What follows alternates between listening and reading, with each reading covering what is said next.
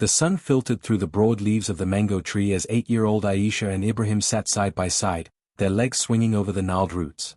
Aisha, clutching a handmade bracelet of colorful beads, turned to Ibrahim with a solemn expression. "No matter what happens, we'll always be there for each other, right?" Ibrahim nodded, his eyes earnest. "I promise. Even when we're old and gray." They sealed their vow with a pinky swear, the sweet scent of ripe mangoes hanging in the air. Little did they know, life had a way of testing even the strongest promises. Years later, Ibrahim's family moved to the city, leaving Aisha behind in their small village. The distance felt insurmountable, no phones, no easy way to stay connected. Aisha would sit under the mango tree, tracing their initials carved into the bark, wondering if Ibrahim still remembered their promise. Meanwhile, Ibrahim, overwhelmed by the bustle of the city, often found himself staring at the bracelet Aisha had given him, tucked safely in his pocket. The world was pulling them apart, but the memory of that day lingered like the taste of ripe mango on their tongues. Aisha's father fell ill, leaving her family struggling to make ends meet. She dropped out of school to help her mother sell vegetables at the market, her dreams of becoming a nurse slipping further away. One evening, as she sat under the mango tree, tears blurred her vision. "Where are you, Ibrahim?" she whispered. Just then, a letter arrived, the first in years. Her heart raced as she recognized Ibrahim's messy handwriting. Was this the lifeline she needed, or just a painful reminder of what they'd lost? Ibrahim had tried to write a dozen times, but each draft felt inadequate. How could he explain his silence? City life had been harder than he'd imagined, long hours at school, a part-time job to help his family, and the gnawing guilt of leaving Aisha behind. When he finally sent the letter, he included half his savings, hoping it would help. But money couldn't replace time, and he feared he'd broken their promise in the worst way. Aisha arrived in the city, clutching Ibrahim's letter like a lifeline. When they finally saw each other outside his school, the years melted away.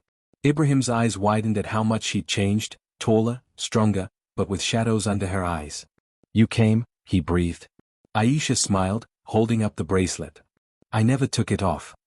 In that moment, they both knew, some promises were worth keeping, no matter how much time had passed. But life wasn't that simple. Ibrahim's mother disapproved of Aisha, calling her a distraction. "You have exams. A future," she scolded. Ibrahim wavered, torn between loyalty to his family and his promise to Aisha. One night, he snapped at her, "Maybe you should go back." Aisha's face fell, and she walked away without a word. Had their bond finally shattered under the weight of reality? Aisha boarded the bus back to the village, her heart heavy. She'd hoped Ibrahim would fight for her, but maybe some promises were just childish dreams. As the bus pulled away, she glanced at the bracelet, now frayed and faded. Then, a shout. Ibrahim sprinted alongside the bus, tears streaming. "I'm sorry. I was wrong." The driver sighed but stopped. Aisha hesitated.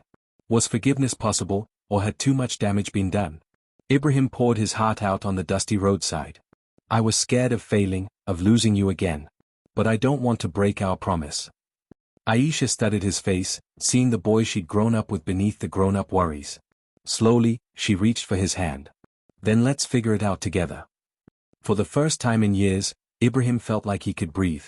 Under the mango tree, now transplanted to Ibrahim's tiny city balcony in a pot, they hatched a plan. Aisha would study at night, Ibrahim would tutor her, and together they'd apply for scholarships. It wasn't perfect, but it was theirs. As they laughed over old memories, Ibrahim realized, true friendship wasn't about never failing. It was about showing up, again and again. Months later, Aisha aced her exams, and Ibrahim got into university. But as they celebrated, Ibrahim's scholarship fell through. Despair threatened to swallow him until Aisha handed him an envelope. "I've been saving too," she said softly.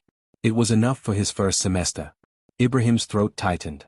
After all his mistakes, she'd still kept her promise. Years later, under a real mango tree at their old village, Ibrahim, now a doctor, and Aisha, a nurse, grinned as their families celebrated their graduation. The tree had grown taller, just like them. Ibrahim squeezed Aisha's hand. "We did it." She nodded, eyes shining. Together. Ibrahim's first year of medical school was brutal. Late nights, endless exams, and the pressure to succeed weighed on him. One evening, he called Aisha, his voice cracking with exhaustion. "I don't know if I can do this." Aisha listened quietly, then said, "Remember the mango tree? Even the strongest trees bend in the wind, they don't break." Her words anchored him. The next morning, he woke up determined. Some promises weren't just about being there, they were about reminding each other of their strength. Aisha's nursing program required unpaid internships, leaving her no time to earn money. When her mother fell ill again, she considered quitting work full-time. Ibrahim found her crying in the hospital hallway. Without a word, he handed her an envelope with his entire savings from a part-time job. "You gave me my future," he said. "Now let me help with yours." Aisha hesitated, but his stubborn smile broke her resolve. Sometimes, accepting help was its own kind of promise. A malicious rumor spread at Ibrahim's university that he'd only gotten in because of pity, not merit. The whispers followed him everywhere. Aisha, visiting for the weekend, saw the toll it took. That night, she marched into a campus party where the gossip was loudest. "Ibrahim earned his place," she declared, her voice steady. "And if anyone disagrees, they can answer to me." The room fell silent. Ibrahim, stunned, realized something. True friends didn't just stand with you, they stood up for you. During a hectic shift at the hospital, Aisha's bracelet, the one she'd worn since childhood, snapped, beads scattering across the floor. She knelt, frantically gathering them, as if losing them meant losing the past. Ibrahim found her and silently helped. Later, he surprised her with a new bracelet, the beads restrung with a single addition, a tiny silver mango charm. "Now it's even stronger," he said. Aisha hugged him tightly. Some bonds didn't fade, they evolved. Ibrahim was offered a prestigious residency abroad. Excited but conflicted, he asked Aisha, "What if the distance is too much this time?" She smiled sadly.